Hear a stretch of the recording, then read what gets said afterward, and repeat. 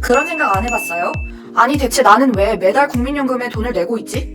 선택지도 없어요. 직장인이라면 사업자라면 그냥 무조건 매달 보험료를 내야 해요. 중간에 그만 내겠다? 안 돼요. 백수가 되거나 국적을 바꾸지 않는 이상 불가능하죠. 꼼짝없이 만 60세까지는 보험료를 내야 한다 이 말이에요. 몇십 년 동안 돈을 내는데 이거 돌려받을 수 있는 걸까요? 당장 내가 언제까지 살지도 모르는데 그 돈 내지 않고 지금 써버리면 안 되는 거예요? 대체 국민연금은 뭐가 좋은 건데요? 어차피 내고 있고 또 내야만 하는 국민연금. 그렇다면 우리 최소한의 정보는 알고 내자고요. 내 피 같은 돈을 허공에 뿌린다는 생각이라도 덜 들게끔 말이에요. 지금부터 딱 8분 안에 국민연금의 A부터 Z까지 알려드릴게요. 국민연금은 왜 의무적으로 가입해야 할까요? 만약 강제로 국민들의 노후를 준비하는 국민연금이 없다면 우리가 감당해야 할 사회비용이 오히려 더 커질 거예요. 빈곤층으로 전락하는 노인이 늘어날 텐데 그 문제를 단순히 개인의 책임으로 전가하기란 쉽지 않거든요. 국가 세금으로 문제를 해결할 수밖에 없겠죠. 그럼 성실히 자신의 노후를 준비한 사람이 그렇지 않은 사람을 도와야 하는 이중부담이 발생할 수 있어요. 그나마 국민연금이 있기 때문에 사회 문제를 예방하고 관리 비용을 줄일 수 있는 셈이죠. 아, 국민 모두의 노후 준비를 위한 제도다. 오케이, 알겠어요. 뭐 강제로 내는 이유까지는 이해해 본다고 쳐요. 그럼 돌아오는 건 뭔데요? 우리가 국민연금에 불만을 갖는 가장 큰 이유는 돈만 내고 혜택을 못 받을 수 있다는 불신 때문이에요. 게다가 뭐 국민연금공단이 그리 일을 잘하는 것 같지도 않고요. 이제만 하면 인사, 조직 문제가 터지고 기준 없는 투자로 인한 기금 손실 등 도무지 신뢰할 수가 없단 말이에요. 팽배한 불신, 거기서 불거진 오해, 이 중에 맞는 건 뭐고 또 틀린 건 뭘까요? 첫 번째, 국민연금 기금이 고갈돼서 노후 대비는커녕 그동안 낸 보험료마저 돌려받지 못한다? 맞아요. 이대로라면 국민연금 기금은 2060년 전으로 소진될 거예요. 당연하죠. 연금을 내는 젊은 세대는 줄고 연금을 받는 노인들은 늘고 있으니까요. 기금 운영을 잘해서 수익을 내면 된다고요? 지금까지 우리나라 국민연금 기금의 연평균 누적 수익률은 6%가 넘어요. 전 세계 2위에 해당하는 높은 수치죠. 잡음은 많았지만 그래도 꽤 잘 해온 건 사실이란 말이에요. 지금까지보다 더 높은 수익률을 올려 기금 고갈을 막자 꿈같은 얘기라는 거죠. 그럼 정말 우리의 보험료는 허공에 날리게 되는 걸까요? 결론부터 말하면 그럴 가능성은 없어요. 우리나라가 없어지지 않는 한 국민연금은 받을 수 있거든요. 어떻게 가능하냐? 재원 조달 방법을 바꾸면 돼요. 지금 국민연금은 국민들이 낸 보험료를 국민연금 기금에 잘 모아놨다가 나중에 연금으로 지급하는 적립 방식을 쓰고 있어요. 더 이상 기금을 유지하기 어려워지면 적립 방식을 부가 방식으로 전환해서 연금을 운영할 거예요. 매년 노인에게 지급해야 하는 연금을 당시 경제활동 인구에게 거두는 거죠. 현재 우리나라의 건강보험도 이런 방식으로 운영되고 있어요.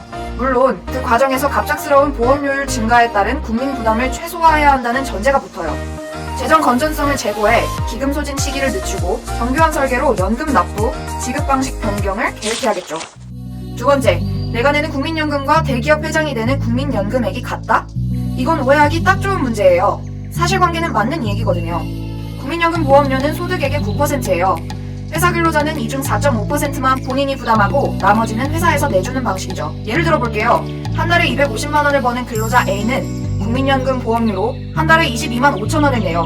468만 원을 버는 근로자 B는 42만 1,200원을 내죠. 그럼 연봉 수십억의 대기업 사장과 근로자 B의 국민연금의 차이는 얼마일까요?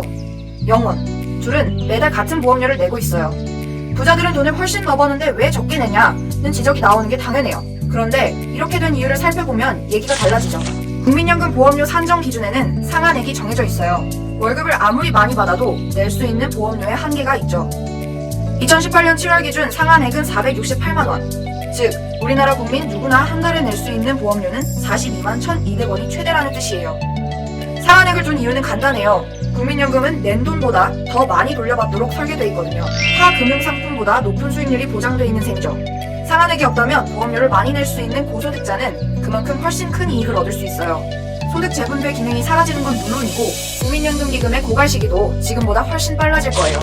세 번째, 젊은 세대들은 부모 세대보다 더 많은 보험료를 내면서도 더 적은 연금을 받게 된다. 이것도 맞는 말이긴 해요. 국민연금의 보험료는 계속 올라왔는데 소득 대체율은 70%에서 40%까지 인하됐거든요. 소득 대체율이 인하되어 왔다는 건 개인이 받는 연금 규모가 작아졌음을 의미해요. 하지만 그렇다고 젊은 세대들이 손해를 보는 건 아니에요. 낸 돈보다 더 많이 받는 국민연금의 기본 설계는 달라지지 않았거든요. 지난해 기준으로 국민연금의 평균 수익비는 1.6배에서 2.9배, 임금이 높은 사람도 본인이 낸 연금보험료의 1.6배에 달하는 돈을 돌려받는다는 뜻이에요. 어떻게 이런 수익이 가능하냐고요? 매년 오르는 물가 상승률을 반영하고 지급 기준이 되는 기준소득도 과거의 화폐 가치를 현재의 화폐 가치로 환산하죠. 소득 대체율이 낮아지면서 젊은 세대가 부모 세대보다 연금을 덜 받는 건 맞아요. 그럼 젊은 세대들이 낸 돈보다 덜 돌려받는 손해를 볼 것인가? 그건 아니라는 거예요. 뭐 이런 문제들이 오해였다고 해서 국민연금이 완벽한 제도라는 뜻은 아니에요. 사회보험의 특성상 우리가 불합리하다고 느껴지는 사례가 존재하거든요. 대표적인 것이 맞벌이 부부 중 배우자가 먼저 사망했을 경우예요. 부부가 함께 국민연금을 받고 있다가 남편이 먼저 사망한 경우를 예로 들어볼게요. 이때 남편이 받던 국민연금을 부인이 이어받을 수 있을까요? 그렇지 않아요. 노령연금을 받던 부부 중 한쪽이 먼저 사망한다면 유족연금이 나오게 돼 있어요. 이때 유족연금을 받을 배우자 역시 노령연금 수령자라면 본인의 노령연금과 배우자의 유족연금 중 하나를 선택해야 하죠. 결과적으로 남편이 평생 냈던 보험료 혹은 아내가 평생 냈던 보험료 둘 중 하나를 포기해야 하는 거죠. 얼마나 억울해요. 30년에서 40년 동안 남편이, 부인이 매달 돈을 부었는데 돌려받지 못한다는 게 말이에요? 국민연금은 만약 2가지 이상의 급여가 발생하고 이를 모두 지급받는다면 당사자는 좋겠지만 결국 다른 가입자들의 보험료 부담이 커지기 때문에 어쩔 수 없다는 입장이에요. 국민연금은 수급 연령 전에 돌려받지도 못해요. 민간보험과 다른 점이죠. 급전이 필요하거나 몸이 아파서 수급 연령이 되기 전 지금까지 냈던 국민연금을 좀 돌려받고 싶다. 이게 안 된다는 의미예요. 가능한 경우가 있긴 해요. 죽거나 국적을 옮겼을 때 그때만 중도 일시금 지급이 가능하죠. 이것 역시 제도 운영 목적에 그 이유가 있어요. 중간에 임의로 국민연금을 돌려받는 것이 가능해진다면 우리 사회 공동체의 노후 대비 자체가 흔들릴 수 있다는 거죠. 국민들이 국민연금에 불만을 갖는 이유는 이거보다 더 다양할 거예요. 기업과의 유착 의혹이나 무리한 기금 운용, 이해할 수 없는 제도상의 허점 등이 있겠죠. 보완해야 할 부분이 많지만 분명한 것은 노인 빈곤 문제가 앞으로 점점 심각해질 우리나라에서 국민연금이 사회 안전망 역할을 하고 있다는 거예요. 우리가 내고 있는 돈이 나와 내 주변 사람들, 우리 사회 모두의 미래를 대비하는 안전장치로 쓰이고 있다는 사실을 기억한다면 매달 통장에서 빠져나가는 국민연금 보험료를 아깝다고 느끼는 일은 더 이상 없지 않을까요?